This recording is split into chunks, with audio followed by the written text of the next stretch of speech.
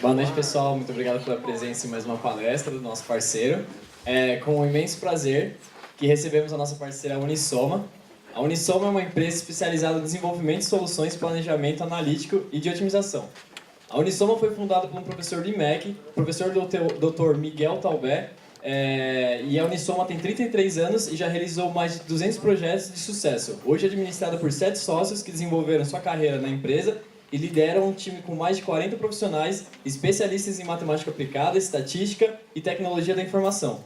Com o objetivo de fortalecer as decisões de empresas com muitas complexidades em sua atividade, a Unisoma fornece ferramentas de software personalizadas, principalmente para o planejamento de supply chain e S&OP, previsão de demanda colaborativa, schedule de atividades e alocação de recursos em empresas líderes no Brasil e no mundo. Algumas dos clientes da Unisoma são JBS, Embraer, Intimbé, Croton, Rumo Logística, BRF, Votorantim, entre outros. Passo agora a palavra para o Luiz Pinto, que é um dos colaboradores da Unisoma, e ele vai dar início à palestra O Dia a Dia do Profissional e Suas Histórias de Sucesso. Vamos agradecer ele.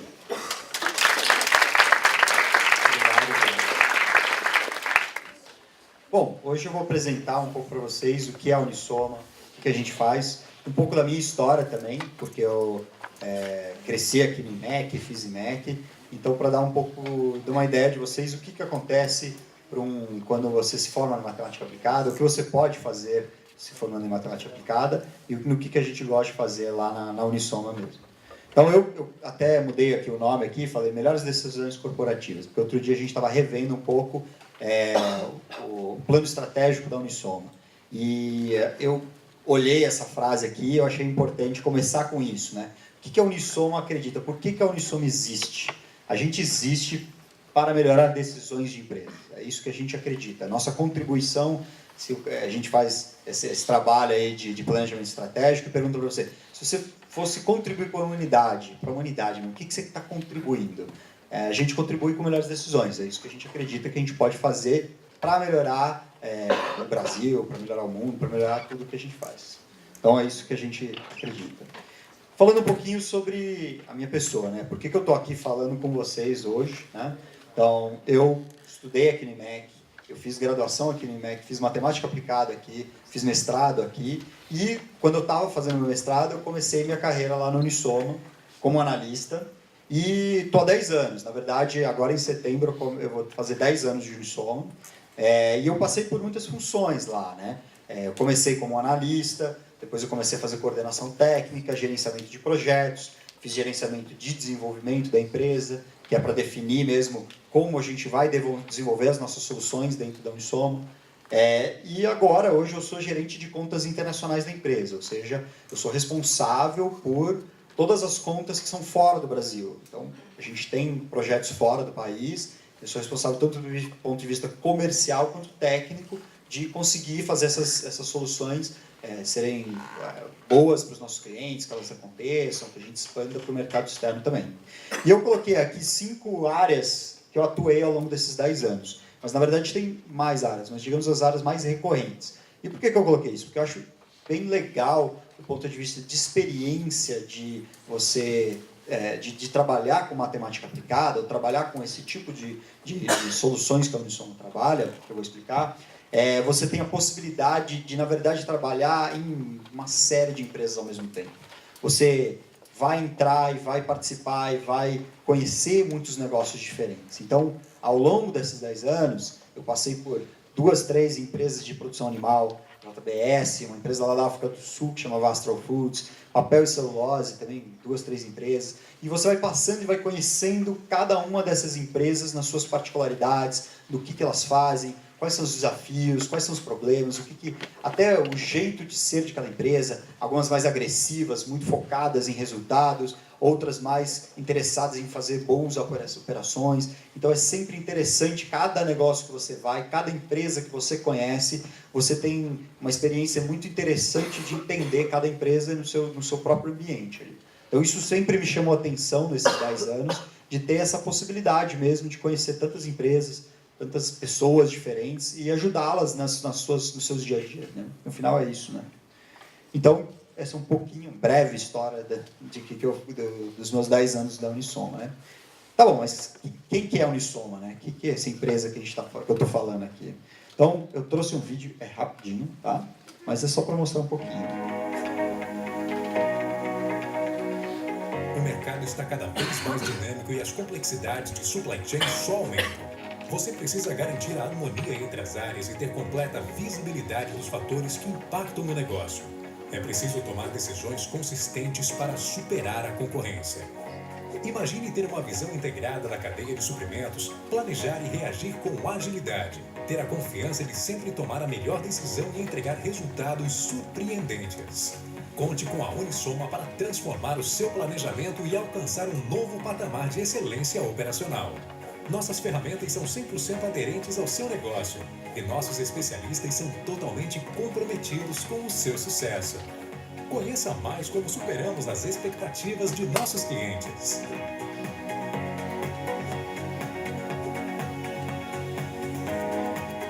Unisoma é planejamento analítico. É você entregando resultados surpreendentes para a sua empresa. Unisoma. Fortaleça suas decisões. Então, uma breve introdução aí, só para um pouco como a gente se vende também, como a gente se apresenta para os nossos clientes. O que é a nossa promessa? O que a gente quer entregar para os nossos clientes, né? Então, é aquilo que falou mesmo ali, é ser capaz de tomar decisões melhores e sempre focado naquele resultado que você vai conseguir, né? E como que a gente faz isso, né? Como a gente pode fortalecer as decisões de empresas enormes como JBS, como Marfrig, como todas essas empresas que a gente citou aqui? Então, a Unisoma foca em planejamento analítico. O que é planejamento analítico? Eu citei aqui 3 palavrinhas aqui. Otimização, estatística e simulação. No final é isso que a gente faz na prática para os nossos clientes. É conseguir entregar soluções que vão fazer com que eles tomem decisões melhores. E para que áreas? Bom, para todos os diferentes possíveis níveis. Planejamento estratégico, planejamento tático, planejamento operacional, ao longo de toda a cadeia.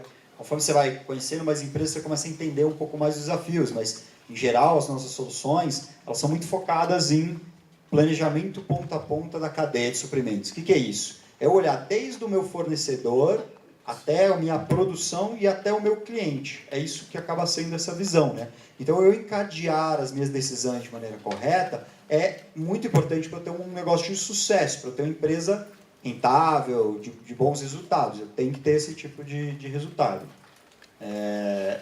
E outras áreas também a gente acaba trabalhando muito. Então, por exemplo, scheduling de atividades. Por exemplo, quem que vai trabalhar hoje numa determinada fábrica? Quem que vai trabalhar? Ou no nosso projeto de educação. Que professor vai dar aula para qual aluno, que dia da semana? Ou uma série de outras possibilidades ali de alocação, né? E também uma coisa muito importante que é mais ligada à área de previsão, ou seja, de estatística, é a área de previsão de demanda. Então, para eu poder fazer todo esse encadeamento de decisões, eu preciso ter bons dados, né? Vamos lá, de novo, eu sou uma empresa que tem que vender para o meu cliente. Se eu não sei o que o meu cliente quer, é muito difícil, fica muito difícil eu tomar a decisão certa de produção, de demanda, de alocar as pessoas. Como é que eu vou fazer isso, né? Então, é nesses tipos de problema que a gente atua para ajudar. E a gente atua aí já há 33 anos, que nem foi citado aqui, né? E a gente atua muito no Brasil, mas temos alguns projetos no exterior também. Então, na África do Sul aqui, que eu tinha citado da área de produção animal. Aí a gente tem alguns outros projetos ali. Na Argentina, projeto na área de cimentos. No Uruguai, de papel e celulose. Nos Estados Unidos, de materiais esportivos. Na Colômbia, na área de siderurgia e mineração. Então, a gente busca mesmo expandir essas soluções que a gente tem hoje no Brasil para o exterior também.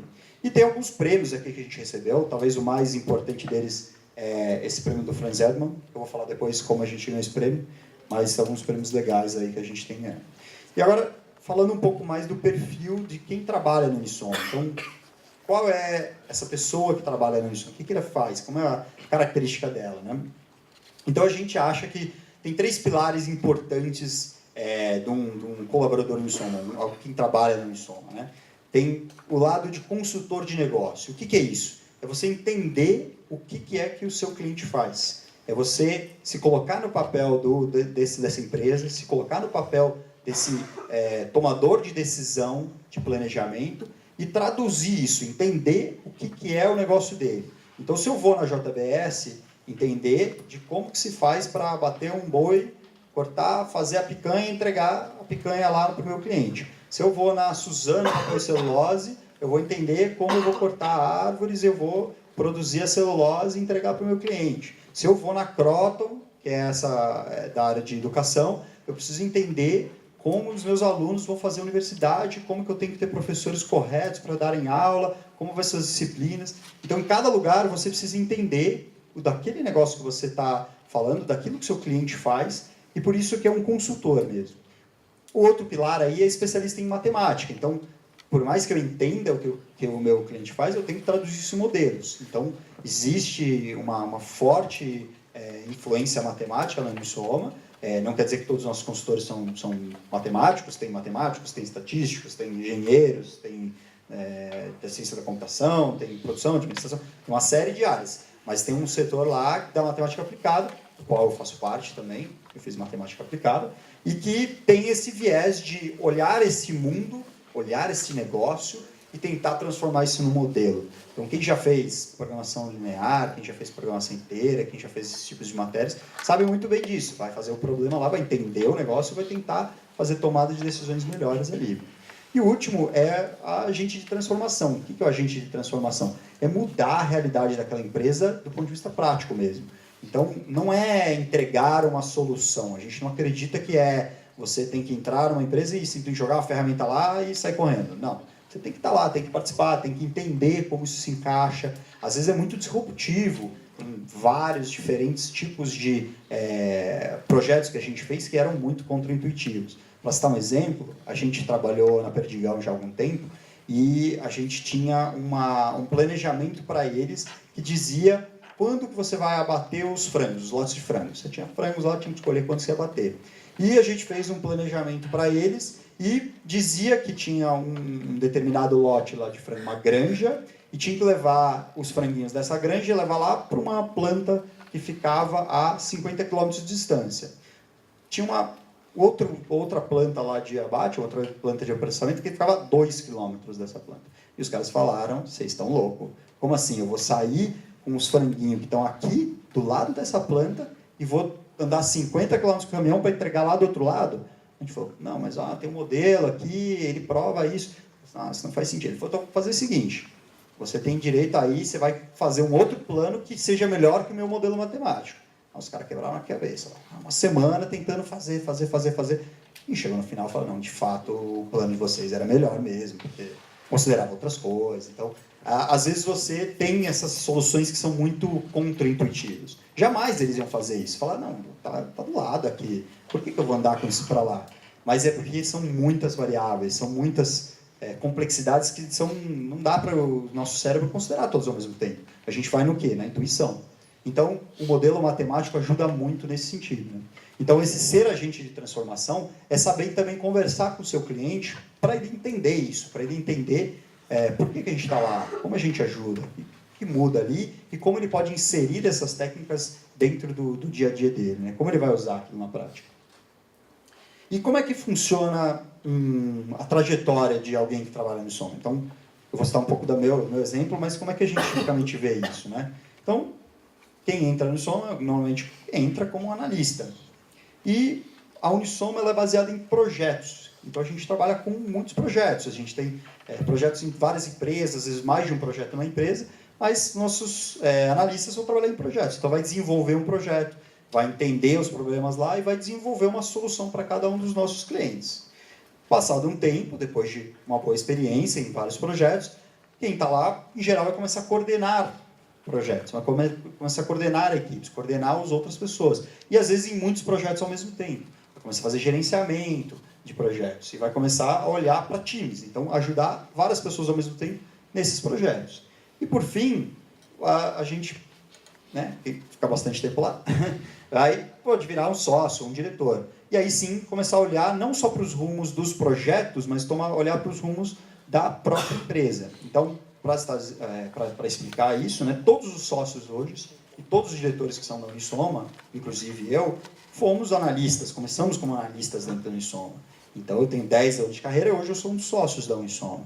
Recentemente o Jonas, que também está há uns 9 anos, 10 anos na Unisoma, também virou sócio recentemente. Então a trajetória de passar por tudo isso é muito importante para a gente saber que o nosso DNA, aquilo que faz a Unisoma, se mantenha em todos os níveis da empresa, né?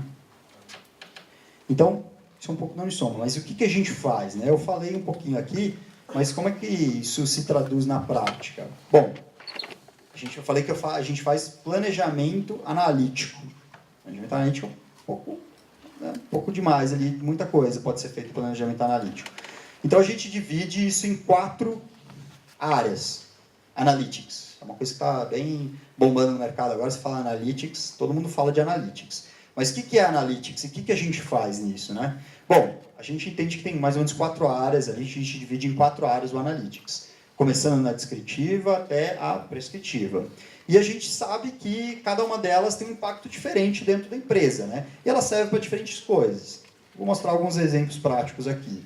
Então, quando a gente fala da análise dos métodos descritivos, eu vou olhar para o meu histórico, para o meu passado. Eu vou olhar e falar assim, o que aconteceu ontem com a minha empresa? Como é que foi minha produtividade? Como é que foi a ocupação dos meus recursos produtivos? Como é que foi a ocupação dos meus caminhões? O pessoal ficou parado ali, batendo papo, ou eles foram lá entregar os produtos? A minha máquina de congelar os franguinhos funcionou ou ninguém congelou nada? Tudo isso serve para quê? Para eu olhar o meu histórico, meu passado e saber o que está acontecendo. Então, isso, em geral, você vê em dashboards, em BIs. Então, são ferramentas de visualização. Eu olho para o passado e tento entender como é que foi que aconteceu ontem, anteontem, mês passado. Muito útil para você fazer um diagnóstico. Você olhar e falar assim, tem alguma coisa errada aqui na minha empresa. Estou vendo que não está legal essa área, aquela área. Mas ela não te dá muita perspectiva de futuro, apenas de passado, né? Então, isso é o que a gente chama de descritivo, método descritivo. Aí você tem os métodos preditivos, que vão olhar para o passado, mas para projetar um futuro. Então, por exemplo, estatística, né? Os modelos estatísticos. Eu olho para trás, aqui um exemplinho aqui que o pessoal montou, eu olho para trás aí quanto que eram os juros do Tesouro Direto ali. Então esse é o histórico, e eu vou projetar para o futuro. Fiz um modelo estatístico, proponho ali, que vai seguir dessa maneira a projeção dos juros ali. É um modelo estatístico bem clássico ali. Então eu vou olhar passado para saber o futuro. Muito útil também para você ter um pouco de previsão do que vai acontecer dali adiante, né? Aí você tem os métodos de machine learning, por exemplo, que você vai treinar uma inteligência para prever situações. Então, aqui nesse exemplo aqui, é um desses carros aí autônomos. Então, ele foi treinado, uma inteligência foi treinada via machine learning para identificar situações e em cada situação ele saber como reagir. Então, ele sabe identificar, porque já foi treinado, isso aqui é uma bicicleta que está andando em tal velocidade, que ela vai andar se comportar dessa maneira. Eu sei que isso aqui é um negócio que está parado. Então, é um treinamento ali que eu faço para prever, de novo, situações. Então, olhando para diante. Então, eu olho o que está acontecendo agora para saber o que potencialmente vai acontecer com essa situação que eu estou agora. Também tenho métodos preditivos associados à simulação. Aqui é um caso prático nosso aqui, em que a gente simulava qual seria o desempenho de filas de caminhão numa fábrica. Então, esses aqui são tudo caminhões e eles têm uma certa regra ali de entrada, de onde eles vão, onde eles estacionam, o que eles fazem.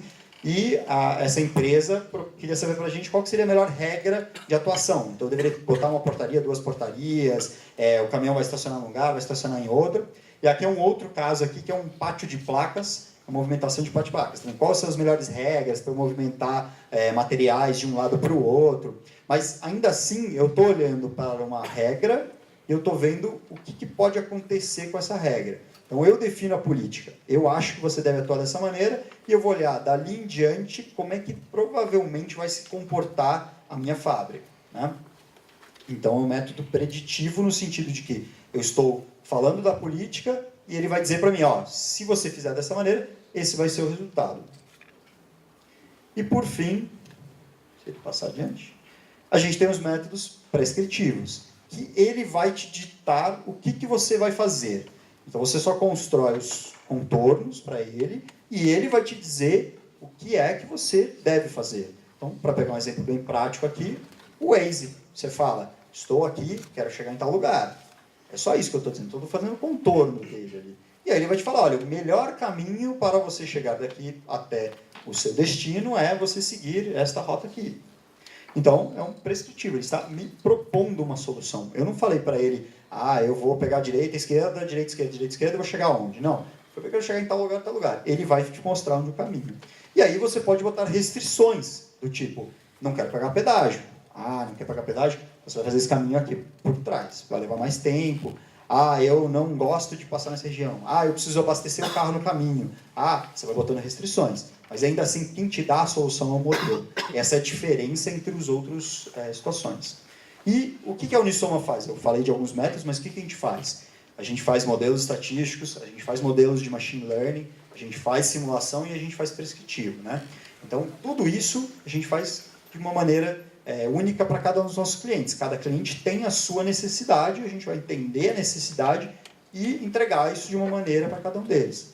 Então, para tomar um exemplo bem prático aqui, bem típico de uma solução da Unisoma, a gente tem aqui um exemplo aí do que tem numa solução prescritiva, né?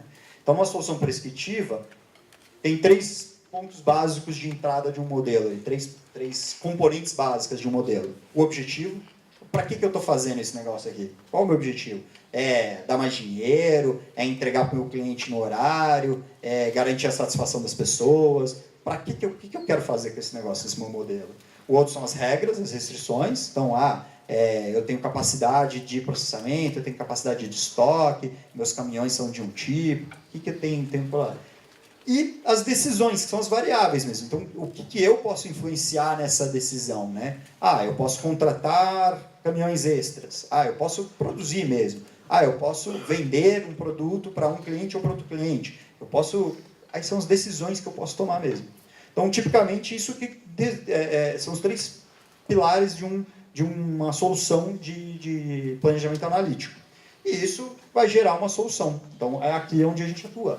Para ter uma solução em que um planejador, vai conseguir construir cenários, gerar resultados, analisar esses resultados e efetivar. É isso no final que ele vai fazer. Então, os nossos usuários, quem usa essas ferramentas, ele fica ali muito tempo simulando diferentes situações para chegar no melhor resultado para ele.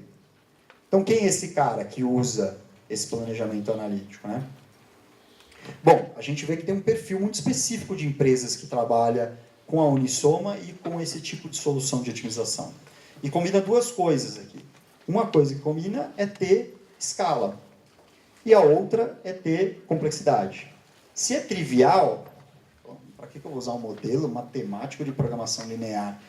Se é trivial, eu resolvo aqui e faço. Não tem para que eu fazer isso. Faço no Excel, faço um monte de padeiro, dou um jeito, né? Se não tem complexidade, a decisão é fácil. Então, não tem por que usar esse tipo de aplicação. Então, é necessário ter complexidade. Eu tenho que perceber que está faltando alguma coisa ali. Eu tenho potencial de trazer um resultado melhor para a minha empresa. E, por outro lado, tem que ter escala, porque eu melhorar o problema de alguém que custa R$10 vai custar 5 e ninguém não dá dinheiro, então ninguém vai querer fazer, né? Eu tenho que ter escala, as minhas decisões têm que ter impacto na empresa, tem que ser suficientemente impactantes na empresa para justificar ter um trabalho. Fazer uma solução dessa aqui leva 6 meses, 10 meses, 12 meses às vezes para fazer. É um esforço grande, então tem que ter um impacto significativo, tem que ter um retorno para a empresa. Então, esses 2 fatores são cruciais para eu ter uma solução, para que faça sentido eu usar a otimização mesmo. Tem que ter escala e tem que ter complexidade. Mas na prática, quem que usa? Bom, eu já citei alguns aqui. E aí eu trouxe alguns logos aqui, alguns vocês devem conhecer, outros vocês não devem conhecer, mas até para trazer um pouco da diversidade ali. Então, ArcelorMittal é uma empresa de siderurgia, hoje é papel e celulose. Votorantim, a gente trabalha com a parte de cimentos, a gente pode trabalhar com a parte de siderurgia, já trabalhamos com a área de papel e celulose deles, trabalhamos com metais deles. Suzano também é papel e celulose, Coama de grãos, Itambé é leite, o leite que vocês tomam, a gente planeja todo o leite que vocês tomam aí. Croton, essa que eu mencionei aí de educacional, depois eu vou falar um pouco do case deles. Embraer, bom, vocês voaram de avião, vocês já voaram com aviões planejados da Unisoma. Marfrig aí também, o churrasco que vocês fizeram aí, a picanha era Marfrig, espero, ou era JBS também, não tem problema, as 2 valem, 2 clientes nossos, não tem problema. A famosa linguiça da Aurora, que é muito boa também, do churrasco estava com nós ali. BR Foods, se tinha o franguinho também, né? Tá com a gente. E, bom, aí por diante. Você limpou a casa depois, o Minuano, Flora é nosso também aqui. Rumo, não, aí acho que não, Ferroviário, não sei, acho que ninguém andou de trem recentemente aqui no Brasil. Rede, você pagou tudo isso lá na maquininha da rede, né, do cartão de crédito, e Pernambucanas deve ser os móveis que estavam lá. Então, dá pra gente montar toda uma cena ali. Então, mas o que quer dizer, né? Por que eu estou brincando com isso aqui? É que são empresas muito grandes, muito presentes no mercado, muito importantes para o mercado. Porque, de novo, voltando, tem escala, tem complexidade. São empresas que são muito grandes. Então, eu reduzi... Imagina quanto que é reduzir 5% de custo de uma Rumo, que é a empresa de ferrovias, maior empresa de ferrovias brasileira. Hoje em dia não. Então, tem que ter essa escala. Né? E, agora, para que áreas específicas? Eu nem vou começar a falar todas, não vou falar todas aqui. Eu trouxe só um apanhado geral aí. Mas é para falar da possibilidade de que você pode fazer com otimização. Então, eu posso aplicar isso desde o estoque até o meu cliente, em todas as áreas, em todos os níveis. E a gente trabalha para cada cliente de uma maneira. Então, eu vou fazer o planejamento de materiais. O que eu preciso para produzir? Eu vou fazer o planejamento de atendimento da demanda. Eu vou fazer o planejamento de execução de produção, que é o sequenciamento das máquinas. Eu vou fazer o planejamento de abertura de novos CDs. Tudo isso é possível, na verdade é muito abrangente, né? E cada cliente tem um foco diferente, cada área tem um pouco diferente. Agora, como fazer isso, né? Já falei quem a gente é, já falamos o que a gente faz, quem usa, agora como fazer isso, né? Então a gente usa várias ferramentas, na verdade, né?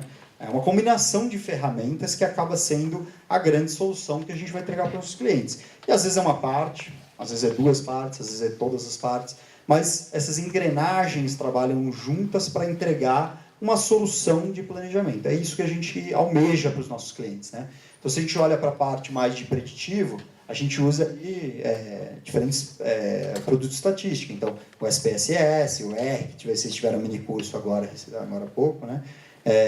Para Machine Learning, hoje a gente está começando a usar mais e mais, a gente usa o Jupyter. Para otimização, a gente trabalha muito com o pessoal do EMS, o pessoal da IBM. Quem for fazer um mini curso aí quinta-feira vai ser em EMS, então vocês já vão conhecer o EMS.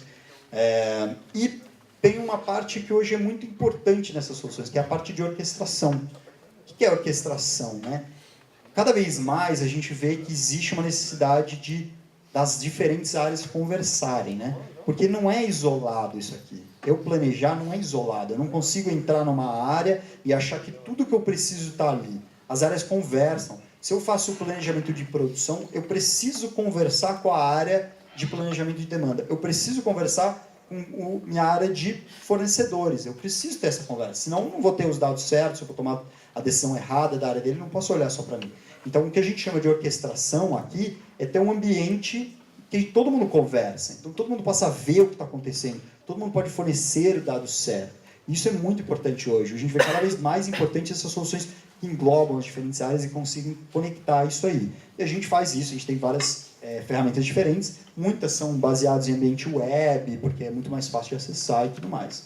Mas, às vezes é uma parte ou outra, mas quando a gente combina tudo isso junto, é o que a gente chama de uma solução mais completa de planejamento ali.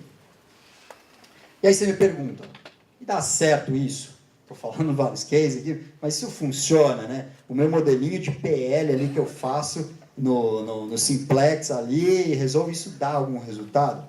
Então, um dos nossos clientes falou assim, ele olhou a nossa apresentação, antes mesmo de vender, ele falou, esse negócio é muito legal, esse negócio é fantástico. Aí ele perguntou para a gente, então, eu posso dormir à tarde, então? Botei essa ferramenta, aperto o botão, vou embora, ele vai tomar decisão e eu fico dormindo à tarde? É isso que você está me prometendo?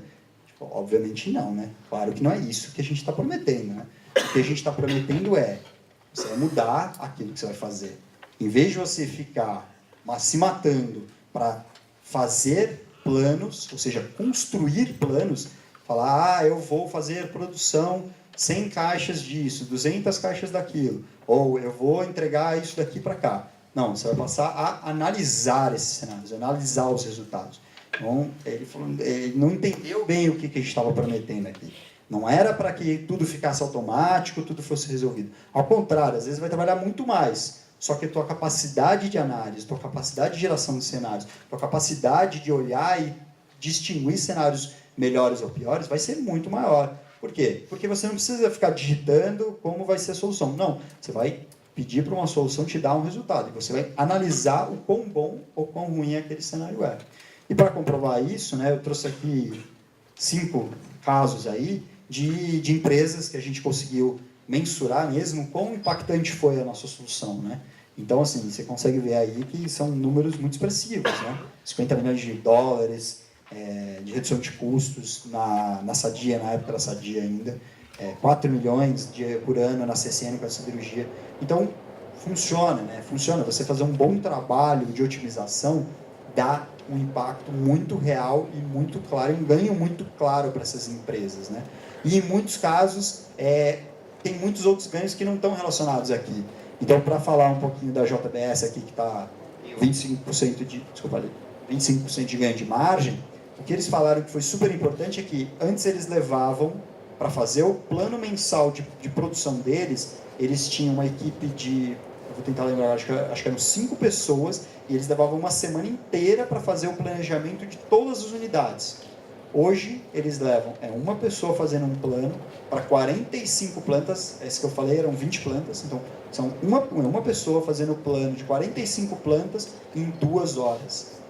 Um ganho enorme, porque o cara vai fazer não um cenário, ele não vai testar um cenário, ele vai testar o cenário otimista, pessimista, o ótimo.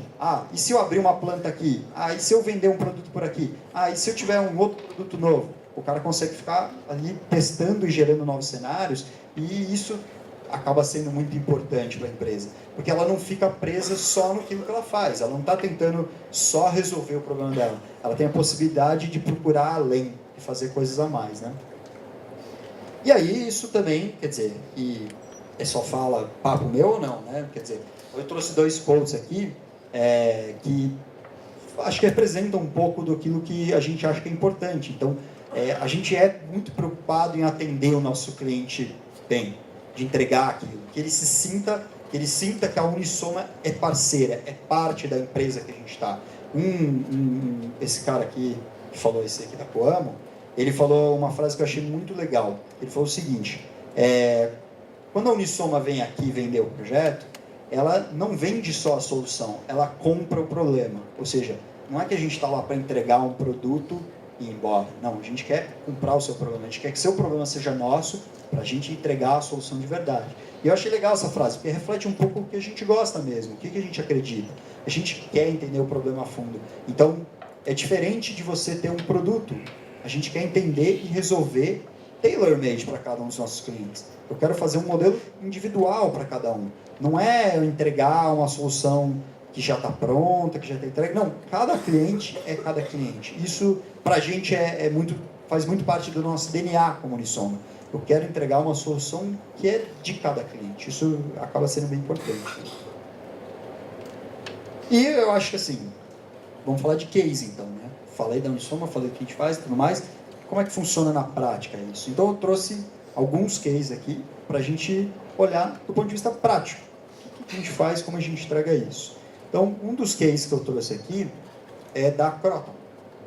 Então, já falei da Croton um pouquinho. A Croton é a maior empresa educacional do Brasil, quiçá do mundo, não sei, mas talvez.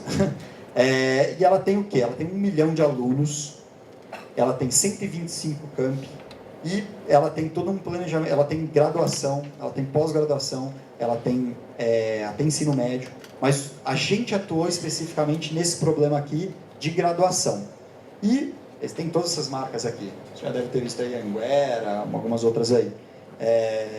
Mas eles chegaram para a gente e falaram para a gente assim, Unisoma, eu tenho um problema que é o seguinte, eu tenho essas classes, eu tenho essa disponibilidade de espaço físico, eu tenho as salas de aula, eu tenho as turmas, as classes, né? Essas disciplinas, eu tenho meus professores. E eu estou crescendo demais, não cabe mais gente dentro da minha sala de aula. O que eu faço? Como é que eu faço para resolver esse problema? Então, eu preciso saber, o meu professor X, ele não consegue dar aula na quarta, ele só pode dar aula de segunda e terça, quinta e sexta. E o meu aluno precisa fazer tal disciplina esse semestre. E meu laboratório comporta essas 50 alunos. e o meu laboratório de desenho industrial é muito concorrido. E assim por diante, né? Foi trazendo vários problemas ali. E ele falou, como é que eu resolvo esse negócio do timetabling? A gente chama tradicionalmente de timetabling nisso. E a gente falou, legal, problema bacana, difícil, complexidade, né? Mas será que é só isso que eu tenho para investigar aqui? Então a gente fez um trabalho muito legal ali, que foi falar assim, por que você chega nessa situação, né? Por que você chega para o momento de você planejar o timetabling e não tem professor suficiente, tem muita turma trabalhando em disciplinas diferentes e eu não tenho espaço físico adequado, né? Então, na verdade, quando você olha para o timetabling, você já está numa situação difícil, já está numa condição muito complexa, muito apertada ali. Não tem muito o que você fazer mais. Você, no máximo, vai encaixar ali qual é o dia que aquela turma vai fazer a aula e qual é o professor. Mas você está muito restrito. Então, a gente falou, não, peraí, vamos dar um passo para trás. Vamos investigar um pouco mais a respeito disso. Vamos entender o que é que acontece para você chegar nessa situação apertada. Então, a gente foi olhar e foi entender mesmo. Então, o que eu posso mudar? Então, a matriz das turmas está adequada? O que é a matriz? As disciplinas que eles vão fazer de hoje até o final do curso deles, a sequência que ele vai fazer está correta? Lá é um pouco diferente aqui da Unicamp. Você tem um pouco mais de liberdade, de, vou puxar uma matéria aqui, vou atrasar essa aqui, vou fazer menos crédito agora, vou fazer mais crédito depois. Aqui você tem muita liberdade, né? Você está restrito ao que está sendo oferecido, então, essas são as disciplinas. Aí, dentre elas, você escolhe, se você preencher os pré-requisitos, beleza, vai tocar. Quer fazer em 4 anos, 5 anos, 6 anos? Opção sua. Tem um limite, mas você tem essas opções de levar do jeito que você quiser, né? Lá não, lá é um pouco diferente. Você tem uma matriz curricular pré-definida, mas você tem liberdades aí, ou seja, eu preciso fazer cálculo 3 no terceiro semestre ou eu posso fazer no quarto? Não, eu posso fazer no quarto, não tem nenhum problema. Eu posso fazer antes de fazer cálculo 2? Não, aí já não faz sentido, certo? Vou fazer cálculo 3, depois cálculo 2? Não, aí já é uma restrição. Então, olhar para essa matriz é uma coisa que a gente queria questionar lá. Outra coisa que a gente queria questionar é, as classes são formadas de maneira adequada? O que eu quero dizer com isso? Bom, se eu faço engenharia de produção e o meu colega faz engenharia civil e a gente tem que fazer resistência de materiais, por que a gente não faz junto? A gente aqui no primeiro semestre faz um monte de aula junto com o pessoal, faz do cursão, faz tudo junto, eventualmente vai fazer com outras engenharias o cálculo 1 e tudo mais. Por que eu não vou juntar esses caras? Então, a gente também falou, não, estamos formando certo as classes? A gente foi olhar as disciplinas, então esse semestre, o que eu estou oferecendo está certo? Eu deveria oferecer outras disciplinas nesse semestre? Posso mudar isso? O que eu posso fazer para melhorar isso? A gente perguntou também, a infraestrutura está o mais adequada possível? Porque, eu tenho uma sala enorme, eu tenho esse auditório aqui, podia botar uma parede aqui, dividir em 2, eu tenho 2 auditórios. Seria bom? Seria melhor? Daria mais resultado para a minha empresa se eu quebrasse esse auditório em 2? Ou não, se eu tenho 2 salas coladas e eu quebrasse a parede e juntasse, teria um resultado melhor? Pode ser que sim, pode ser que não. E por fim, como conciliar tudo isso aí com ganho financeiro? No final é isso, né? No final não adianta eu trazer o melhor timetabling ali se de repente minha operação vai custar 10 milhões a mais. Aí lascou, ninguém vai querer fazer porque não faz sentido, vou quebrar a empresa. Então, como conciliar tudo isso aqui, né? Ou seja, saímos da dimensão ali de só olhar que professor vai dar aula, para que classe, quando. Não, vamos olhar um pouco mais acima. E aí a gente viu que teria um grande potencial de ganho se a gente começasse olhando por aqui, que a gente chamou de serialização. A serialização é olhar para o sequenciamento de matérias que cada aluno vai fazer. Onde tem ganho nisso? Onde tem um potencial de ganho nisso? Bom, eu tenho turma que entra no começo do ano, tem turma que entra no meio do ano. Agora, a turma que entrou no começo do ano, se ela não fizer cálculo no primeiro semestre e fizer no segundo semestre, ela vai poder juntar com a turma que entrou no meio do ano. Então, as duas vão fazer cálculo 1 agora. E aí eu posso, imagina um curso que é muito pouco demandado, eu tenho 10 alunos. Então, 10 alunos é pouco. Se eu tenho as duas turmas juntando-se, eu tenho 20 alunos. Pô, ficou melhor, né? Porque agora eu tenho um professor para dar aula para 20 alunos, em vez de um professor para dar 10 e outro professor para dar 10 na mesma, quer dizer, no mesmo ano, dando 2 vezes a disciplina. Então a gente falou, vamos mexer nisso. E é isso que o serialização faz. Ela tem a possibilidade de trabalhar ali com a sequência de matérias que os alunos têm que fazer, visando o quê? Sinergia. Vou tentar grudar melhor as disciplinas. É claro que tem que respeitar uma série de condições, né? Eu não posso fazer cálculo 3 antes de fazer cálculo 2, física, tem cursos que são só de fim, então, por mais que não tenham pré-requisitos, não faz sentido eu fazer um curso de fim de curso no começo do curso e vice-versa, não faz sentido eu fazer cursos de começo do curso no final. Mas alguma liberdade sempre tem. Então a gente olhou para isso e fizemos um modelo matemático que faz isso. Então, os 1 milhão e... Quanto que eu falei aqui? Deixa eu botar. 1 milhão de alunos que tem lá, todas as matrizes que eles vão fazer, todas as disciplinas que eu vou fazer, são planejadas através dessa ferramenta. E o segundo passo, ensalamento. Então, legal. Agora eu já sei o que cada aluno vai fazer lá daqui até o final do curso dele. Agora, no semestre que vem, eu sei exatamente as disciplinas que cada um tem que fazer. Agora, como é que eu formo as classes ali, né? Então, tem limitantes de novo, né? Eu não posso enfiar 150 alunos numa sala de aula. Nem cabe, nem está correto do ponto de vista acadêmico. Mas até 50, ok. Então, que diferentes turmas eu vou juntar? Ah, eu vou pegar o pessoal da engenharia de produção, juntar com o pessoal da engenharia civil, e eles vão fazer cálculo 1 juntos. Legal? Ganhei um pouquinho. Isso funciona muito bem para cursos pequenos. Para cursos grandes, na verdade, você vai fazer o contrário. Você vai falar, eu tenho 200 alunos, eu vou quebrar eles nessas turminhas menores aqui, de 50, 50, 50, 50, que aí vai dar um melhor resultado. Então, é a gente olhar no ensalamento, é olhar não só para como eu vou formar as turmas, mas também olhar para o espaço físico. Então, eu tenho um laboratório lá, que é o laboratório de desenho industrial. Ele tem uma limitação. Então, como eu vou formar as minhas turmas para que eu tenha 12 alunos fazendo isso aqui e não vou destruir com a capacidade da sala de aula? Não vou enfiar mais alunos do que eu posso. Então, como eu vou quebrar isso aí e garantir que eu vou conseguir fazer isso aí? Então, essa segunda etapa, a gente captura a informação do que vai acontecer no próximo semestre e forma as classes mesmos. E no fim, a gente faz o que eles tinham pedido para a gente. Chegaram com o pedido, a gente falou, esquece o que vocês estão pedindo, vamos fazer as outras duas coisas. Aí sim a gente vai fazer. E de fato mesmo demorou, a gente primeiro implementou a serialização, aí a gente implementou essas duas soluções primeiro, e só depois de 1 ano e pouco eles falaram, mas e aquele negócio ali? Eles falaram, então vamos resolver esse problema agora. Por quê? Porque aqui tinha muito mais dinheiro envolvido. Aqui que era o problema deles. Mas eles não sacaram que era bem esse problema. E aí a gente trabalhando junto conseguiu chegar nisso. Né? E aí chegamos no timetable. Então, agora que eu sei quem são as classes, eu sei quem são os professores, legal. Resultado, eu posso fazer isso aí, posso entregar isso aí. Então, aqui a gente tinha 3 modelos de otimização.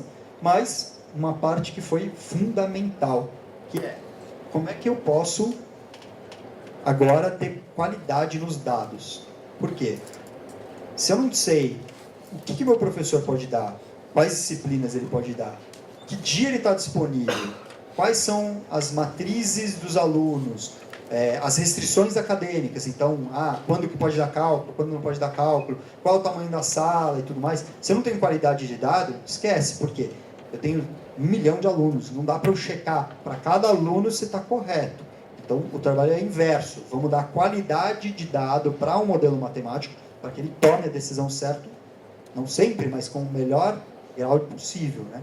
Que eu só tenha que fazer pequenas correções. Né? Então, é isso que a gente chegou nessa última solução aqui, que é a colaboração. Lembra a orquestração que eu falei ali atrás? A orquestração é isso. É o quê?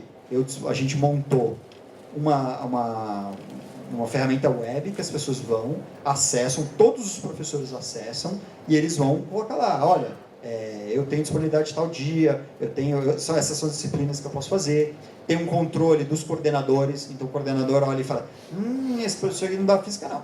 Mentira, ele não vai dar física não, ele não sabe dar física bem não.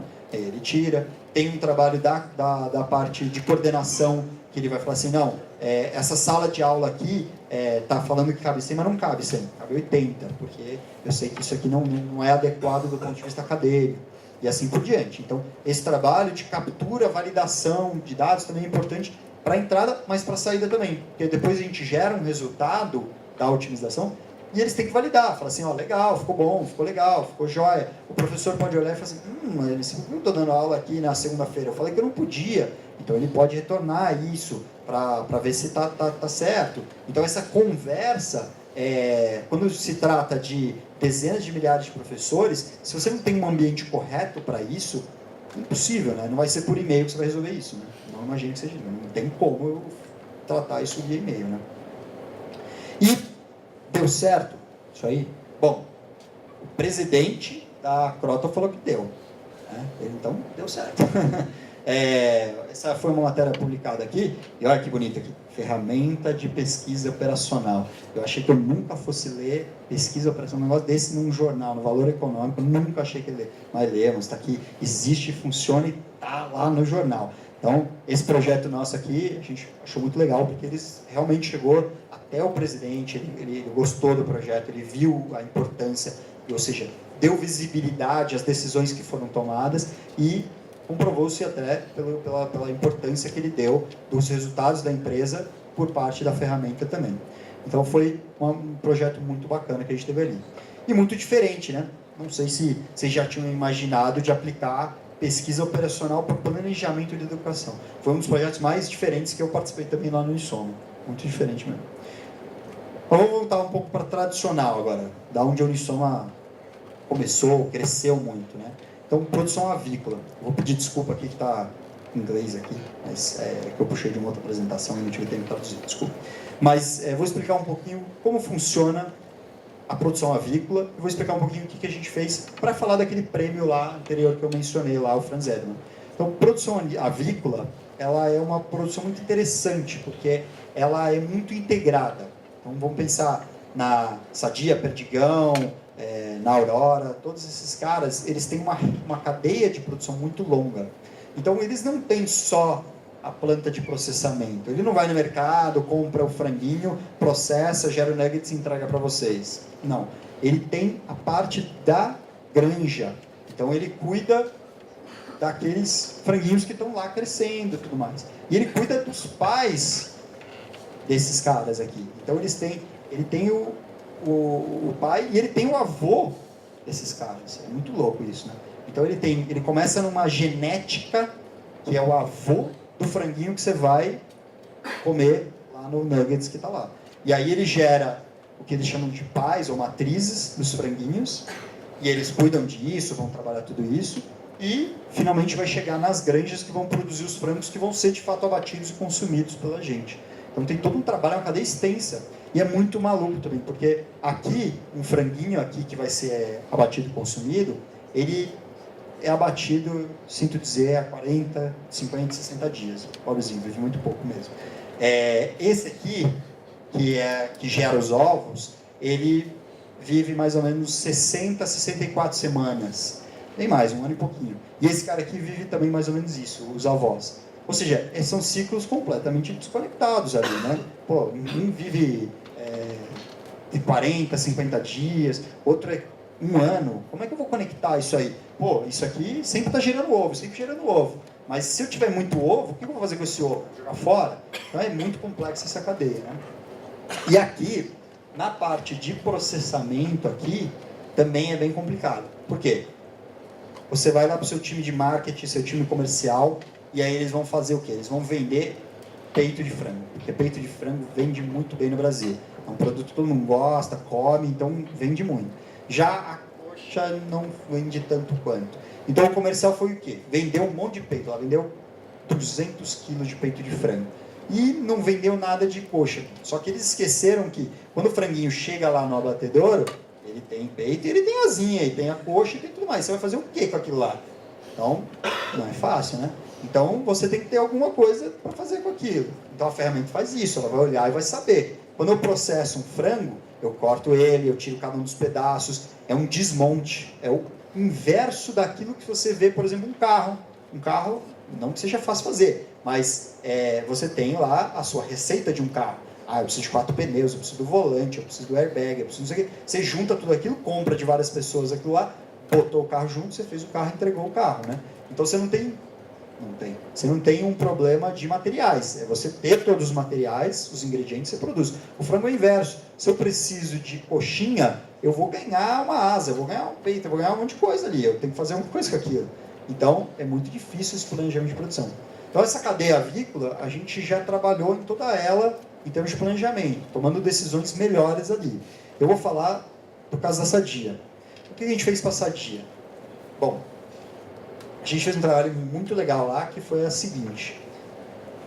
Quando eu vou escolher o meu franguinho para bater, ele cresce, certo? Então, ele vai comendo a sua ração, vai crescendo. Se eu deixar ele um dia a mais na minha granja, ele ganha 100 gramas, 50 gramas, depende do tamanho dele, ele vai ganhar um pouco mais de peso. Mas ele vai crescendo. Agora, meu mercado lá da Arábia Saudita, ele quer um frango inteiro cozido para ele comer. Ele não gosta de comer pedaço, ele quer o frango inteiro. Não me pergunte por quê, mas ele gosta do frango inteiro. Se o frango tiver 2 quilos, 3 quilos, alguém vai comer um frango inteiro daquele tamanho? Não vai comer. Ele tem que ser pequenininho. Então eu preciso de um franguinho ali abatido a 1,3 kg, 1,4 kg, para ele, depois de tirar todos os miúdos, ele ficar de um tamanho bacana para ele comer.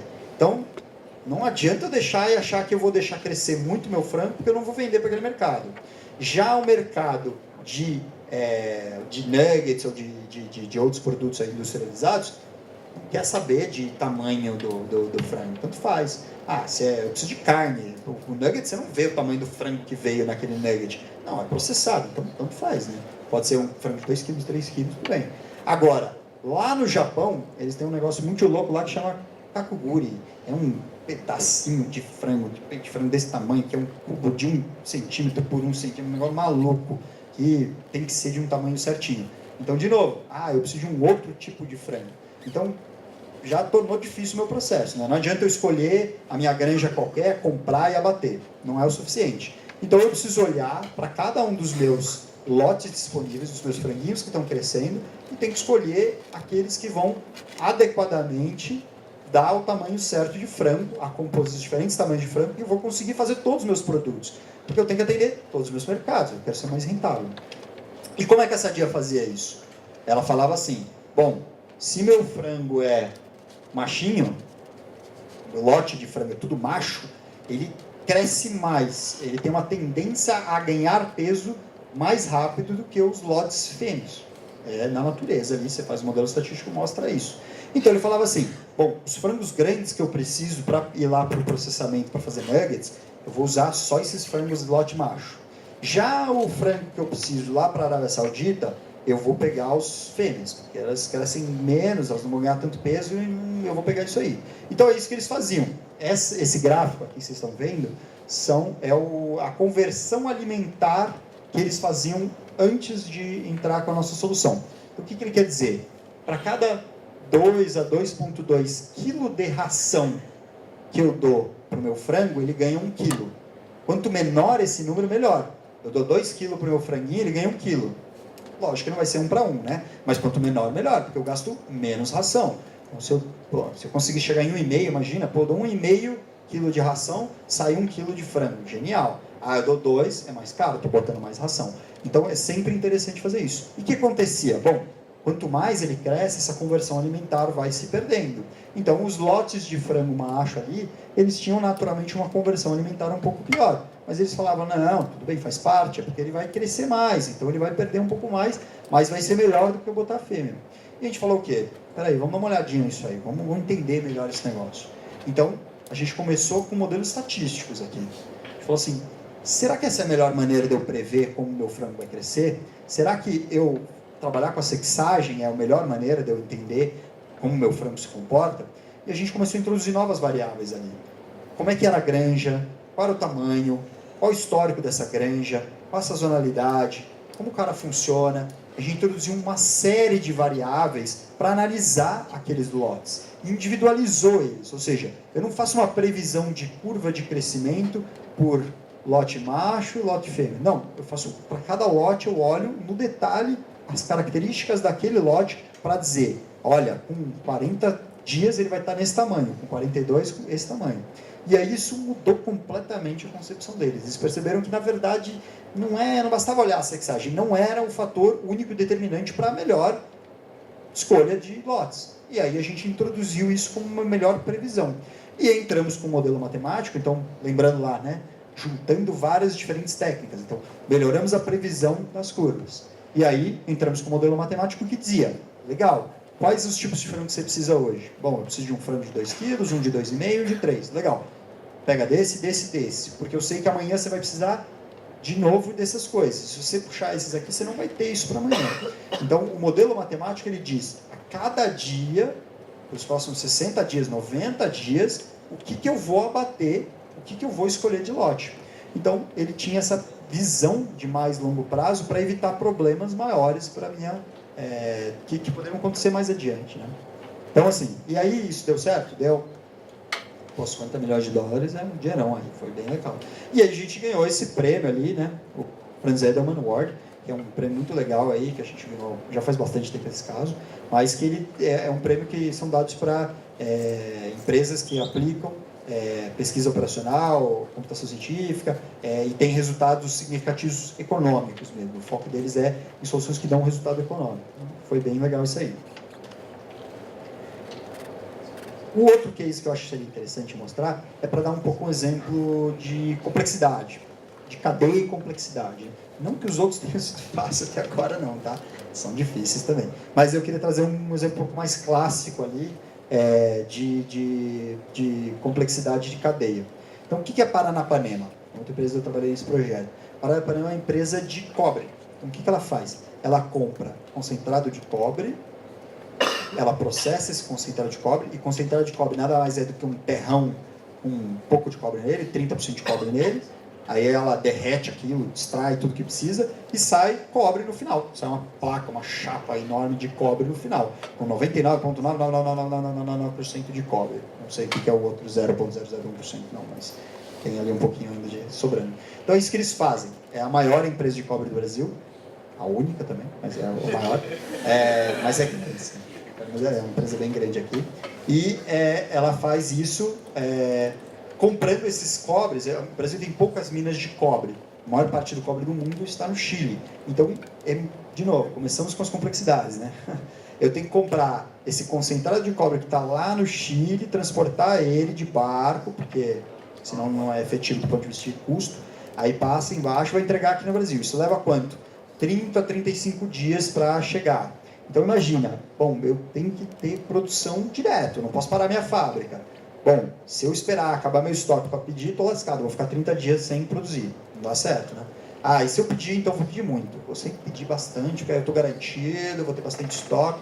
Pô, mas e o custo financeiro disso? Caro pra caramba cobre. Eu vou ter um estoque enorme parado lá na planta e meu dinheiro ir embora lá no banco porque eu ganhei empréstimo para pagar esse cobre ali, estou pagando juros. Também não funciona. Então é saber equilibrar essas coisas, tomar a decisão no momento certo, com o momento correto para que eu sempre esteja abastecido do material, né? E como isso funciona? Então, se a gente olhar aqui, se passar adiante, né? Vamos ver. Quais são as áreas que são envolvidas nisso, né? Então, o que acontece que eu estou falando aqui, né? Eu compro esse concentrado, que eu falei, né? Então, eu vou lá para o Chile e falo, Chile, quero concentrado de cobre. Aí eu vou fazer esse gerenciamento de estoques. Então, eu tenho estoque que está em trânsito, está no barco ainda, está para chegar aqui. Mas eu tenho estoque na fábrica também. Eu vou fazer a blendagem, que é um outro ponto bem importante, que é o seguinte. Não basta eu pegar qualquer concentrado e jogar lá no meu forno e falar assim, vai sair legal. Às vezes eu tenho um concentrado que ele é, por exemplo, muito poluente. Tem muito enxofre. E aí eu tenho restrições ambientais que dizem, não pode gerar essa quantidade de enxofre. Então eu tenho que combinar um concentrado que é mais poluente com um que é menos poluente. E aí eu vou conseguir, por exemplo, usar os meus filtros lá na planta para segurar esse poluente e evitar poluir o meio ambiente. Então eu não posso, eu tenho que fazer uma blendagem mesmo. Quem fez programação linear aí sabe do problema clássico do mix lá de ração, mixagem, lá de fazer. É semelhante, tem a ver, essa ideia mesmo. Eu tenho restrições, então eu tenho restrições operacionais também. Adianta eu pegar um concentrado que é muito pobre em cobre, ele tem 15%, também não adianta, minha planta não vai dar a rodagem necessária. Então, são várias coisas que eu tenho que equilibrar nessa blendagem. E por fim, eu vou olhar o meu produto final, que tem que atender a demanda. Então, tem uma demanda ali para atender. Então, tem que ter um produto final adequado. esse cobre, esse processo que eu faço, gera muito subprodutos que também são utilizados. Então gera ácido sulfúrico, gera ouro, gera platina, gera prata, gera uma série de outros produtos que eu vou usar também e eu tenho que considerar eles, né? E aí a gente gera um monte de planos aqui. E como a gente resolveu esse problema? Bom, a gente criou um modelo, que a gente chama de embarque, que vai olhar toda essa cadeia aqui e vai tomar decisões associadas a isso. O que decisões ele vai falar? Quando você vai comprar esse concentrado lá do Chile? Quando você vai transportar ele? Com que barco? É um barco grande, um barco maior, um navio grande, navio menor? Barco é fogo, desculpa. Navio grande, barco não cabe nada. Navio grande, navio pequeno. Vai ser um navio gigante aqui. Vai ser um tipo ou vários tipos? Vai parar em vários portos ou vai direto para cá? Tudo isso influencia em custo. Se eu peço para no meu contrato um navio parar em 3 portos, eu pago uma taxa a mais. Se eu falar para ele, vai direto de um porto para a minha fábrica, é mais barato. Então, tudo tem que influenciar no meu custo, né? Depois eu vou decidir como eu vou fazer essa blendagem, qual concentrado eu vou consumir hoje, amanhã, depois de amanhã, etc., para que eu respeite as condições de poluente, para que eu respeite as condições operacionais. É uma decisão que o modelo toma, nosso. E, por fim, que produtos que eu vou produzir. E aí a gente faz isso com 2 modelos. Um que olha lá na frente, até 2 anos à frente, porque esses contratos são de longo prazo, e um que é de curtíssimo prazo, que é operacional ali, que eu olho os próximos 90 dias, eu vou definir isso bem no curto prazo mesmo, porque eu levo em considerações questões que são mais detalhadas ali. E eu trouxe esse exemplo para trazer um pouco de complexidade, mas para mostrar também como que isso funciona na prática. Então, é rápido rodar um modelo desse? Vocês acham que demora quanto tempo para eu fazer o planejamento de 2 anos de toda essa cadeia, respondendo tudo que eu vou comprar, tudo que eu vou blendar, todos os produtos que eu vou produzir? Quanto tempo você chuta? Qualquer número aí. Quanto? Não. Quanto tempo que leva para rodar um modelo matemático desses? O modelo matemático, Depende da máquina, você fala. Meu laptop aqui. 4 horas. 4 horas. Alguém chuta alguma coisa diferente? 10 segundos. Legal, bem extremos aí. Facinho, né? Uma semana. Mais extremo ainda. Esse modelo de embarque leva de 10 minutos a 1 hora. Tá? E eu acho que foi muito boa a amostra de exemplos, porque tem modelos matemáticos nossos que levam 10 segundos. Tem modelos matemáticos que levam 4 horas. Uma semana a gente não chegou lá ainda, mas vamos tentar. Vamos achar um problema tão complexo que vai levar uma semana. Mas cada modelo vai ter um comportamento. Então, por pegar os termos ali, o da JBS leva mais ou menos 1 hora a 4 horas, dependendo do modelo. E isso a gente está falando de planejamento de 45 plantas ao mesmo tempo, no próximo mês, é bem complexo. E tem modelos que levam literalmente, você nem percebe, já rodou. Clicou lá, já rodou, não dá nem para ver. Então tem toda a gama, né? Mas qual a dimensão desse problema? Então, o que é esse modelo, né? Então ele tem 73 mil variáveis, sendo que dessas 52 mil são inteiras e tem 41 mil restrições. O que eu botei essas barrinhas? Eu peguei mais ou menos uma amostragem dos nossos modelos para dizer isso é grande ou pequeno frente a outros modelos nossos. Isso aqui é muito pequeno, na verdade, frente a outros modelos nossos. A gente tem modelos nossos que chegam a 7 milhões de variáveis. Aqui a gente está falando de 70 mil variáveis. Ou seja, completamente pequeno comparado com outros modelos, né? Mas, em termos de inteiras, razoável. Bastante variáveis inteiras ali que a gente está resolvendo nesse modelo é um modelo de programação linear, inteira mista, tá? Você resolve de maneira exata? Exata. Você diz o quê? Com gap? Não. A gente sempre vai usar um gap ali razoável para terminar. Não é gap zero, não. Sim, não é gap zero, não. Nada perfeito. E quantas restrições? Também é pouco, 41 mil. A gente tem modelos que são de 4 milhões, 5, 7 milhões de restrições. Então, assim, é relativamente pequeno. Mas, por outro lado, isso não reflete necessariamente no número. Às vezes o número não quer dizer nada, porque esse número de restrições e variáveis, às vezes não está nada conectado com aqui. estava rodando um modelo na minha máquina aqui que tem mais ou menos o mesmo número de variáveis e restrições e ele roda instantaneamente. Mas ele não tem inteiras, tá bom? Você vai falar, não tem variável inteira, então é fácil. Mas muda muito. Cada problema tem sua característica, vai ter um resultado diferente. E esse número aqui, identificadores, é, na verdade, os números de identificadores dentro do EIMS. Então, vocês vão conhecer o EIMS depois, lá no mini curso, espero que todos façam. Mas depois você pensa, depois de fazer o curso, você vai olhar e falar assim, o que é um identificador? É qualquer coisa que você criar lá, um conjunto, uma restrição, uma variável, um parâmetro, qualquer coisa. Então, nesse projeto, a gente criou 4.491 dados, ou repositório de dados. Né? Então, há valores de preço de produto, custo, tudo mais. É bastante coisa, então é bastante complexo. Qualquer conta, procedimento, está ali. E o Mix, que é um modelo mais de curto prazo, ele diminui muito em termos de variáveis, né? Você vai ver aqui que é relativamente pequeno, mas ele continua levando um tempo razoável, porque essas variáveis inteiras são complexas mesmo. Né? Então acaba que tem nem tudo é proporcional, né? Se a gente olha aqui, caiu 10 vezes o número de variáveis inteiras ali, né? Tinha 52.000, caiu para 5.700. Não impactou tanto aqui, né? Não é tão trivial, essas coisas são meio complexas mesmo. Então, tem um pouco dessa questão mesmo da complexidade, que às vezes nem sempre a gente consegue a priori saber, né? Mas a gente sempre vai fazer um trabalho para garantir que esses modelos, essas ferramentas sejam de fato factíveis de serem colocados em uso, né? Adianta alguma coisa eu resolver um problema que eu preciso botar em prática dentro dos próximos 30 minutos, se vai levar 1 hora para rodar? Não adianta, né? Porque eu já perdi o timing da coisa. Então a gente tem modelos, para citar um exemplo ali, a gente tem um modelo de planejamento de caminhões. Ele faz o quê? Ele vai designar que caminhão vai buscar madeira em qual lugar para as próximas 8 horas. Então é placa a placa. Caminhão tal, placa E, N, tararara, vai buscar lá naquele local a madeira. Então, não adianta, esse modelo, se não rodar assim, não rodar em 1 minuto, 5 minutos no máximo, não vai dar certo, porque o caminhão vai mudar de lugar, o caminhão vai ter em outra posição, vai estar fazendo outra coisa, já perdeu, o caminhão vai ficar, ou o cara vai ficar parado lá, jogando baralho, esperando a próxima ordem dele.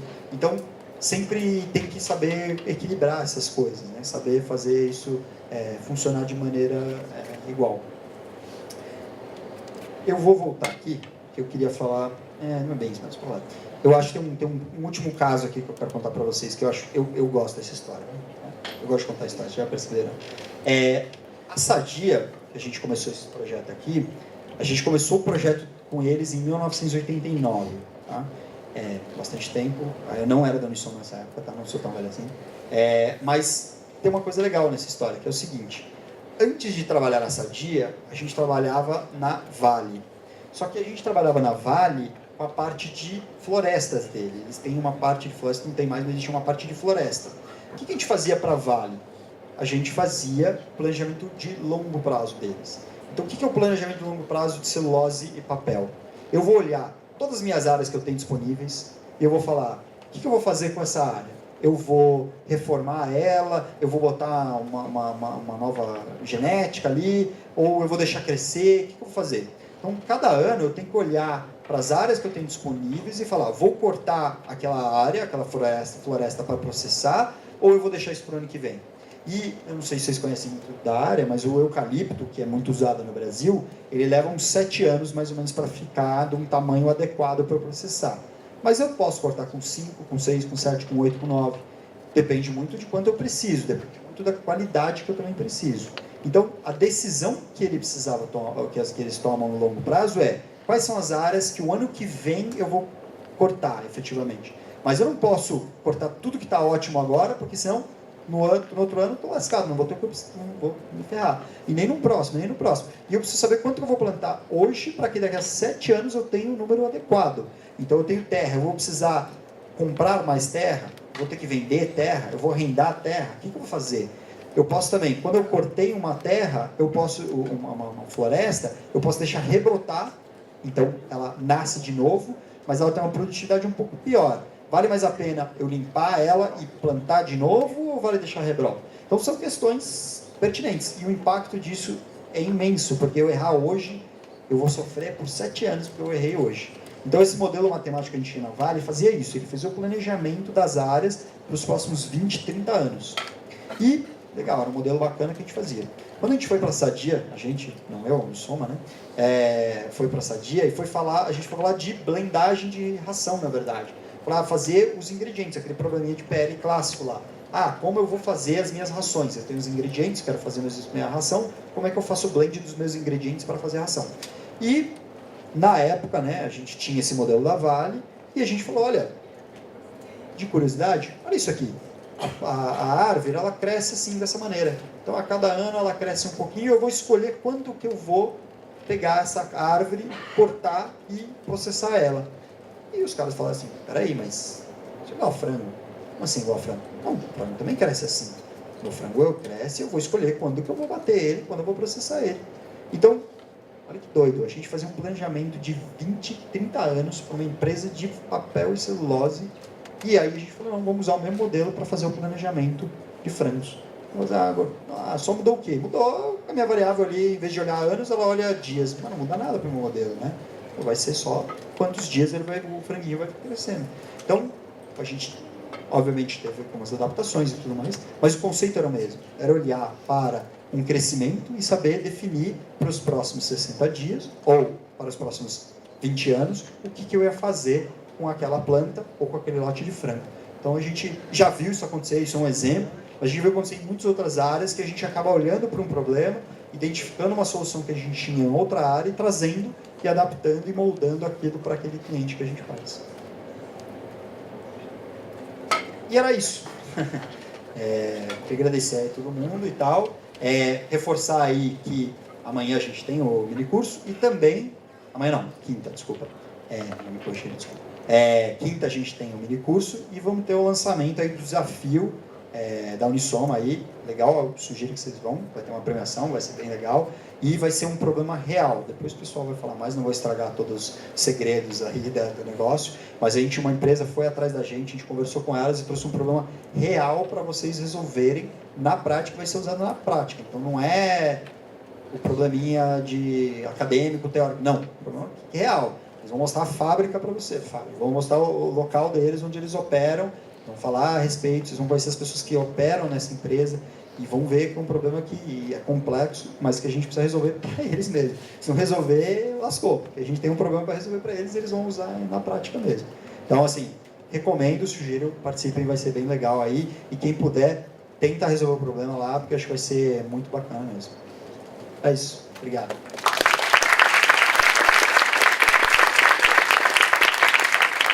Muito obrigado pela palestra.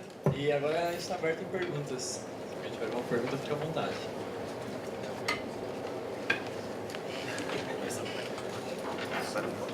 Posso? Puxa vida. Luna, quando você está falando para modelagem, você resolve de maneira exata, como você está falando. Quer dizer, deixa eu dar um certo período de tempo. Se não convergir, você para pelo gap, né? Agora, no caso que supõe que nem um timetable, a experiência que eu tive com o timetable, assim, às vezes era difícil até achar uma solução factível. Nesse caso, vocês vão partir para RISC, ou então uma melhoria em cima do modelo, né? E se for esse o caso, como é que você distingue que essa solução que você obteve é boa, baseado só no que o cara fazia antes e o que você está fazendo agora? Nesse caso específico de timetabling, realmente é um problema difícil. A gente usou lá um modelo de CP, na verdade. A gente usou Constraint Programming, ao invés de usar um MIP, né? Então a gente modelou de outra maneira mesmo. E a gente nunca tinha usado, na verdade, é o nosso primeiro case mesmo de Constraint Programming, e funcionou muito bem, né? No final ele acabou sendo um método muito bom. Agora, a análise do resultado, no final, a parte mais importante lá é a factibilidade. Não tem tanto uma componente de mensuração de qualidade. Tem até, que é se eu precisei de professores adicionais, ou seja, se eu deixei de conseguir usar todos os professores que eu tinha disponíveis e vou ter que contratar, é uma forma de eu mensurar a qualidade do meu resultado. Mas a gente acaba comparando muito com a factibilidade mesmo. Garantir que eu consigo ter todos os meus alunos em classes certas, com professores corretos, é a maneira.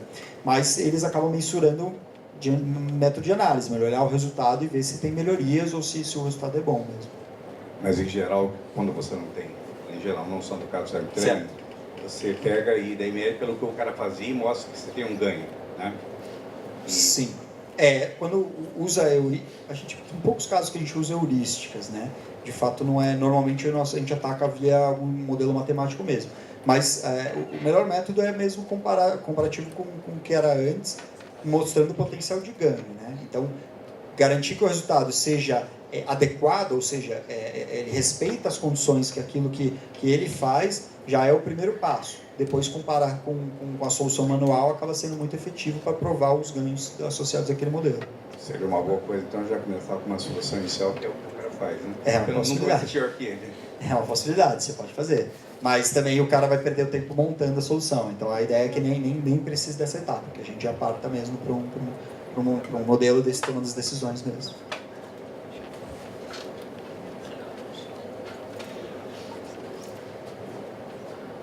Já teve algum caso que vocês foram lá, fizeram um modelo matemático, todas as contas e tudo mais, e por algum motivo não deu certo, o resultado não deu consistente, ou não era factível, não dava lucro, e o que vocês fizeram quando aconteceu isso?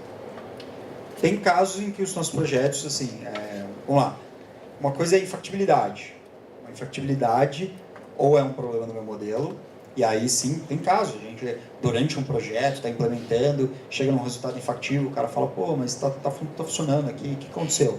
E aí é uma análise, a gente vai olhar os dados, vai olhar o resultado, vai olhar o input dele, tem uma série de ferramentas para fazer análise de factibilidade, e aí tem duas possibilidades, uma é o modelo está errado, e aí a gente vai buscar e corrigir, ou os dados estão errados. O cara botou que a demanda mínima era maior que a máxima. Pô, lascou, vai dar infactível sempre, né? Porque o cara botou um dado errado.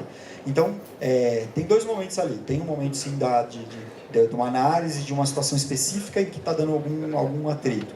E aí passa mesmo por alguém que tem um conhecimento de modelagem matemática, que ele consegue ir mais a fundo e entender o que está acontecendo.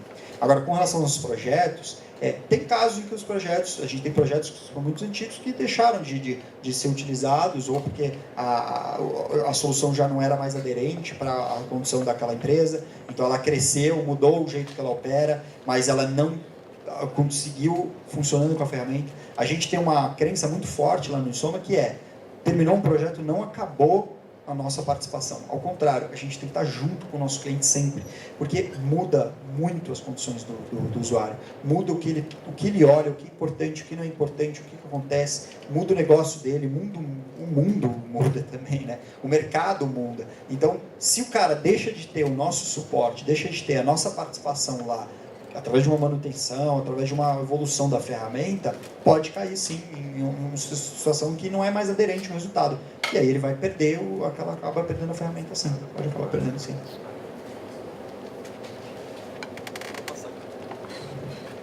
Para vocês planejarem como que vocês vão fazer esse programa e tudo mais, vocês precisam de uma base de dados muito absurda, muito grande. Vocês que orientam as empresas quais os dados que vocês vão precisar, quais as restrições, ou eles já têm algo apresentado, vocês analisam e falam, não, está faltando, como que é? É uma combinação das duas coisas, né? Em geral, a gente faz um trabalho colaborativo, especialmente no que diz respeito a dados, porque as empresas hoje elas capturam muita informação. Diferentemente de 15, 20 anos atrás, que era uma grande dificuldade dos nossos modelos, 15, 20 anos atrás era ter dados disponíveis, hoje talvez tenha dados demais até em algumas empresas, elas não conseguem filtrar dados de qualidade, às vezes muda um pouco até, o problema muda um pouquinho, né? Mas a gente trabalha junto com eles, então a gente vai entender o que eles têm, como eles podem disponibilizar essa informação, se a gente precisa de um modelo estatístico, se a gente precisa de um modelo de machine learning, se a gente precisa de uma coisa pré-tratando aquela informação ou não. Então é um trabalho muito a quatro mãos ali. A gente faz uma parte, eles fazem uma parte, mas a gente vai analisar olhando a qualidade da informação que ele tem para fazer, para usar o dado certo. E em algumas situações passa também por aquilo que eu falei da orquestração, que ninguém captura esse dado hoje, ninguém faz uso, ninguém bota a informação da capacidade da sala de aula, para dar um exemplo da Crota. Ninguém, não tem nenhum sistema, não tem lugar nenhum. Então, como é que eu vou capturar essa informação? Então, a gente cria um ambiente que as pessoas possam acessar e prover essa informação. Então, também é importante ao projeto saber quem é responsável por aquilo e permitir que seja capturado, né? Porque a ferramenta ela acaba ficando muito na mão o pessoal de planejamento, mas ela acaba cobrindo outras áreas. E aquelas áreas precisam participar. Provedor de informação ou consumidoras dos resultados também. Responde.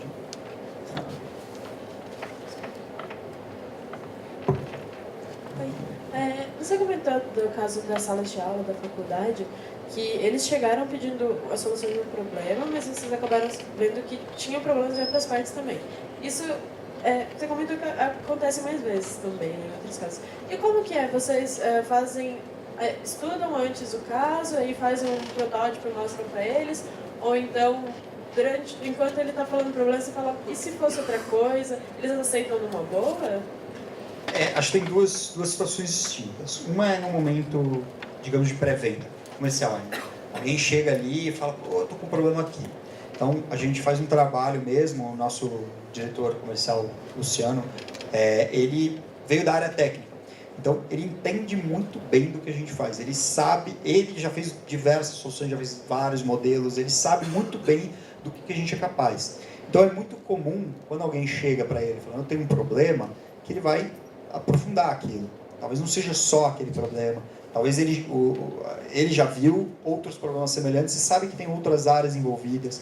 Então, às vezes é nesse sentido que as coisas mudam, né?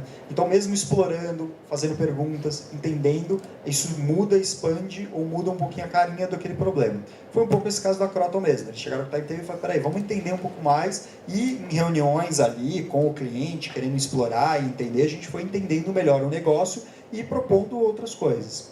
Aí tem uma outra questão que é na parte de projetos. A gente trabalha com uma metodologia de desenvolvimento que é uma metodologia de desenvolvimento ágil, que é baseada na metodologia Scrum. Não sei se todo mundo conhece aí. Mas são metodologias de desenvolvimento de projetos, de programação, enfim. Ela pode ser aplicada a qualquer coisa. E ela parte da ideia de que todo o meu projeto vai mudar com o tempo. Não adianta eu sentar com o meu cliente hoje e falar assim, o que você quer? E aí ele vai desenhar um negócio. Aí daqui a 6 meses eu entrego exatamente o que ele desenhou. Eu falo, mas não era isso que eu queria. Lascou, porque eu perdi 6 meses da minha vida fazendo negócio. Então, a gente usa uma outra metodologia, que é o quê? Ela passa por ciclos muito curtos. Então, a cada 2 semanas eu estou no meu cliente entregando para ele. Olha, o meu modelo está aqui agora. Ó, ele vai chegar ali. Pelo que a gente conversou, no final vai estar assim. É assim que você queria mesmo? E ele vai mudar de opinião. Ele vai falar assim, peraí, agora que você falou, na verdade, tem uma outra coisa que a gente podia olhar aqui. E aí mudou já. É claro que eu não posso sempre só ir adicionando, não adianta. Mas às vezes ele percebe que aquilo que eu queria não era bem o que eu queria, na verdade. Aquilo lá não vai trazer valor. E isso vai mudando com o tempo, vai moldando um pouco como esse projeto vai concluir. Claro que tem um escopo, um foco, um problema principal, mas os limites de onde eu vou para um lado ou para o outro, eles são bem mutáveis. E isso a gente acha que é bem importante nesse tipo de projeto, porque dá o melhor resultado possível para um projeto desse. Mais alguma pergunta? Você, respondendo a pergunta, rapaz, você comentou que quando não dá certo, modelo, algo do tipo, o modelo volta e às vezes alguém faz o modelo novamente, enfim. A minha pergunta é sobre a Unisoma em si, assim. Você comentou muito sobre matemáticos aplicados e estatísticos. Na Unisoma tem espaço para essa galera que sabe fazer modelo, por exemplo, eu vou puxar a sardinha pro meu lado, que eu sou físico, ou físicos, ou matemáticos puros, que não necessariamente eles têm esse viés de mercado, mas eles podem fazer isso e são profissionais que fazem muito bem. A Unisoma tem espaço para esse pessoal? Acredito que sim. Na verdade, a Unisoma, eu acabo puxando também a sardinha pro meu lado, porque eu sou matemático aplicado, né? Mas a gente tem uma mistura de várias pessoas de diferentes áreas, né? A gente tem os matemáticos, tem estatístico, tem engenheiro, tem pessoal que fez ciência da computação, tem pessoal de marketing, pessoal administrativo, tem todas as diferentes áreas. Eu acho que precisa para um profissional no Unisoma, dependendo do que ele vai trabalhar, ele tem que ter um conhecimento, sim, técnico da área de aplicação, então ele tem que entender se ele for trabalhar com modelos matemáticos, ele tem que entender os modelos matemáticos que ele vai trabalhar. Então ele tem que entender de programação linear ou programação inteira. Se ele for trabalhar com modelos estatísticos, ele tem que entender de modelos estatísticos ou de machine learning. Ou se ele vai trabalhar com desenvolvimento web, ele tem que entender de Java ou dessas plataformas. Então, a gente trabalha principalmente com essas áreas, né? Mas nada impede da origem, de onde ele aprendeu, como ele aprendeu, pra gente não é importante. É claro que a gente sabe que, em geral, o cara que fez matemática aplicada fez programação linear, então ele sabe esse conhecimento. Se fez com Moretti, a gente já rejeita aqui, não quer. Mas, não, brincadeira, foi meu orientador de mestrado, não posso falar assim, tá? Mas, sim, acho que cabe, sim. Tem que ter o conhecimento, o know-how que a gente aplica na prática, mas nada impede, não, de físicos ou outras áreas trabalharem com a gente, claro.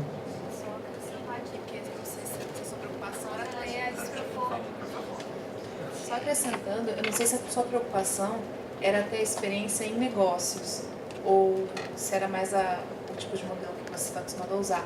Mas eu acho que a maioria das pessoas não tinha muita experiência em negócio na hora que entrou, né? A maioria das pessoas foi lá, entrou no estágio, como analista júnior, e isso é uma coisa que a gente vai adquirindo lá com o tempo, né? O que a gente enriquece muito com esse conhecimento mesmo de áreas de negócio. Tá? Só pra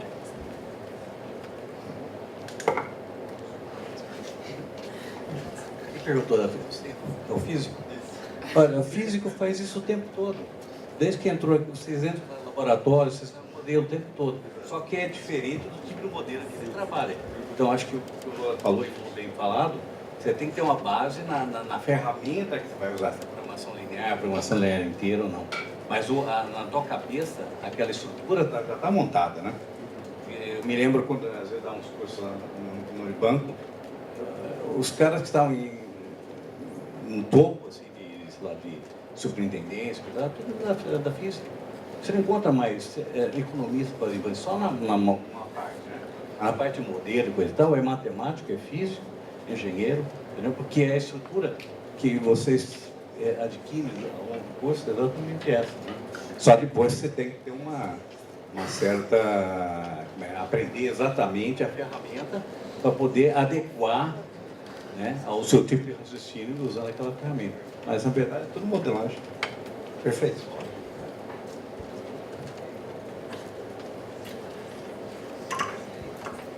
E como que funciona a relação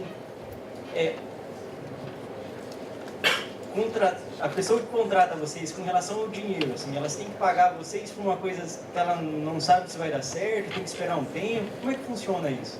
Vai dar certo. Então, Respondi? A princípio, vocês garantem isso, né? Mas o cliente geralmente não acredita que vai dar certo na matemática, assim, sei lá. Há 20 anos atrás eu responderia que era muito mais difícil.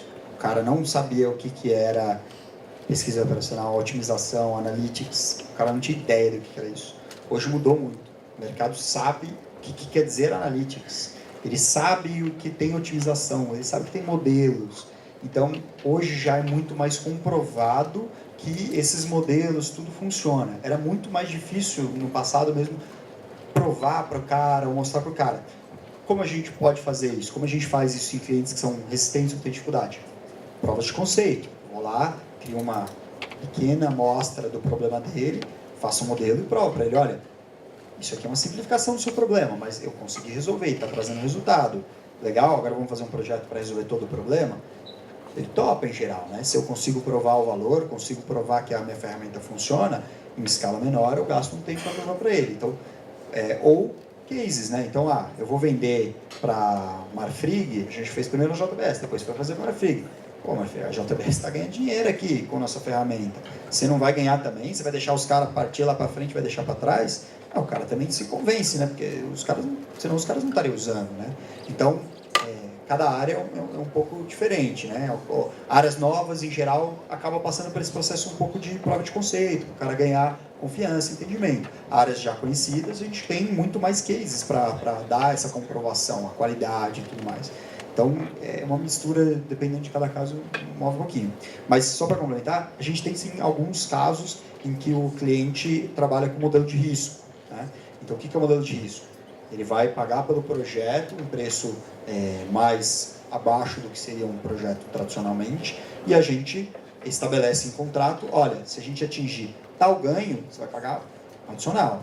E aí esse adicional, óbvio, maior do que seria um projeto normal, porque a gente também tem que ser recompensado com isso. Então tem casos em que a gente negocia, às vezes, um projeto de risco, com um contrato de risco, que vai mensurar o resultado para ter um ganho maior. O João pergunta? Bom, tem uma. Eu queria saber, em relação aos prazos, como é que funciona? Vocês estipulam os prazos conforme a dificuldade do problema, ou a empresa vem e fala, ó, eu preciso disso em 1 ano? Como é que funciona isso? Tem os dois casos, na verdade. Né? Dependendo da empresa, da situação da empresa, do problema que está envolvido, até às vezes de questões de pagamento, que eles chegam falando, se esse problema é em 6 meses, em 3 meses, em 5 meses. Tem casos que eles chegam já na cabeça deles o quanto tempo que leva a resolver isso aí, né? E nem sempre é o tempo adequado. Então, tem um balanceamento das duas coisas. A nossa equipe comercial, a nossa equipe que faz pré-venda, que faz análise, que vai entender o problema e vai formular como a gente vai resolver o problema, passa por um processo de entendimento também do tempo que vai levar para resolver. E aí isso é negociação, né? Enfim, se o cara tem um prazo já para resolver, então vai fazer nesse tempo, né? Não, brincadeira. A gente acaba adequando ali, mostrando para ele que não é viável, ou bota uma equipe maior, bota mais gente pensando. Então tem um equilíbrio entre as duas coisas. Obviamente tem situações em que o cliente chega com uma proposta completamente irreal e aí tem que realmente mostrar para ele que não é viável fazer aquilo nos tempos que ele imagina, né? Mas para te dar um pouco mais de ideia de quanto tempo um projeto desse leva, eu diria que, assim, projetos menores, eu diria de 5 meses até projeto até 1 ano, aí 1 ano e pouco, tá? Mas tipicamente uns 7 meses, 6 meses, 7 meses, 8 meses, talvez seja uma média ali dos projetos que a gente faz.